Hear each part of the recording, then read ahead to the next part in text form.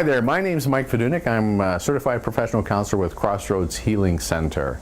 Welcome to the top 5 tips for health and wellness. Today I'd like to talk about the topic of how to enrich your relationships.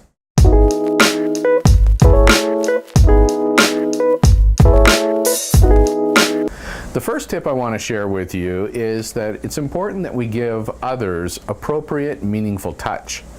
So touch, whether it's a hug or a pat on the shoulders, or holding someone's hand, or placing a hand on a young child's head, or even opening up your arms and giving someone a good warm hug. Appropriate, meaningful touch is a way to say, I love you.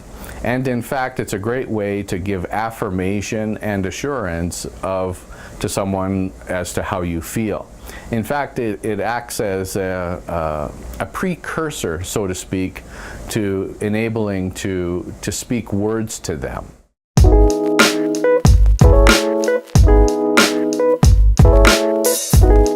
Which leads to the next tip, which is that it's important to share a spoken word. I have experienced over the years as a counselor that way too many people have said to me, I know my parents love me, but I never really heard them say those words, I love you. And it's unfortunate that we seem to think that people are responsible for filling in the blanks when it comes to knowing how others feel about them. And so words verbalized, whether they're written or spoken, can place unconditional love and acceptance into the heart of a child or a spouse or a friend or even a coworker. So it's important that along with giving appropriate, meaningful words or appropriate, meaningful touch, enriching another person's life by expressing words is important. But the question is what kind of words?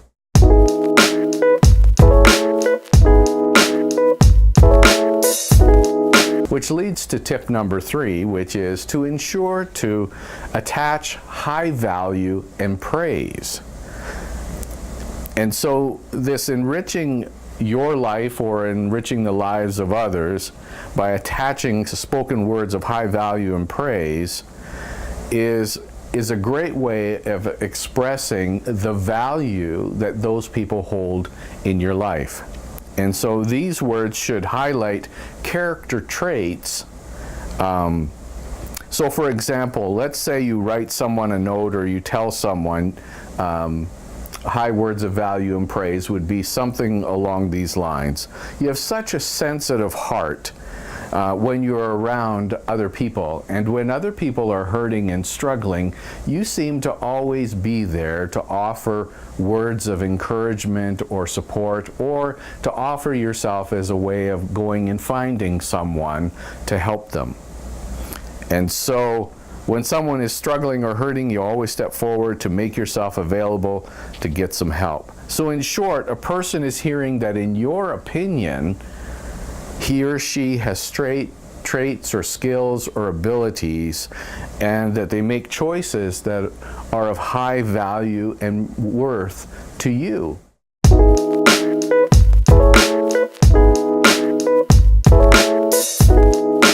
And so then that leads us to the 4th tip, which is paint a picture of a special future. See, with our touch and with our words that attach high value and praise, comes a response in a person's heart that can be nothing short of transformational. In fact, the light going on in their heart and mind revealing that they can do more than they ever dreamed or imagined living out is an incredible position for them to be in. And so people of all ages tend to be literalists when it comes to hearing about their future, especially from their parents, no matter what their age. Which is why negative words such as you're stupid, or don't take algebra because you know nothing about math, or I don't think you'll ever be good enough to be a doctor. Whatever those negative words might be, people, especially children, carry those words we speak over them into their future. And so positive or negative effects. So linking character traits that they today have to how they might use those traits in the future are key ways of enriching other people's lives. And so you might say to them, you do such a great job of taking things apart to see how things work. I wouldn't be surprised if someday you use those skills and abilities to help solve problems, or better yet, you use those skills to help build up and build things to help other people. And so in short, you're helping a person get the picture that you see things in their life today that make them special and useful and of great value to you.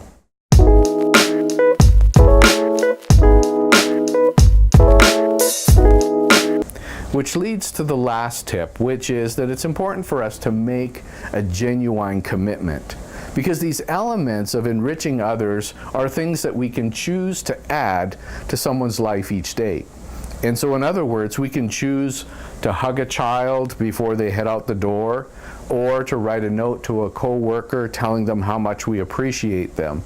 But in short, this is not a one-time event.